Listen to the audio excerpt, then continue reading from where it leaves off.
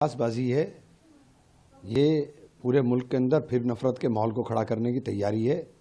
और वो जो आदमी ये काम कर रहा है वो बीजेपी का 2019 में चुनाव लड़ा था, वो बीजेपी का आदमी है। एक नफरत का माहौल खड़ा करेंगे पूरे मुल्क के अंदर और नफरत के माहौल के ऊपर राजनीति होगी। पश्चिम बंगाल सरकार को चाहिए बहुत सख्ती के साथ इसके अंदर एक्शन ले।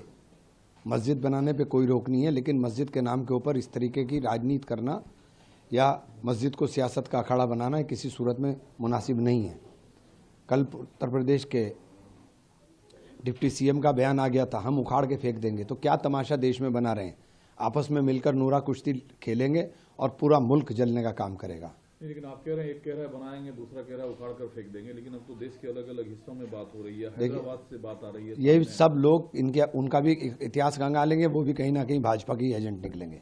लेकिन वो पूरी तर्क के साथ बनना था, वहां बन गया।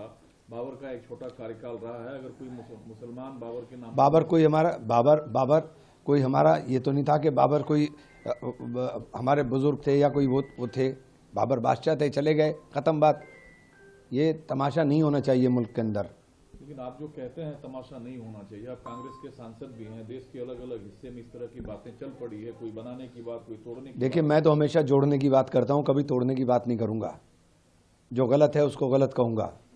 आप इस तरह की नफरत फैला करके हैदराबाद के अंदर जहां 86-85% मुसलमान हो आप कर लेंगे, लेकिन जहां 10%, 12%, 5%, 7%, 8%, 20% मुसलमान हैं, आप उनके खिलाफ नफरत बोलोगे।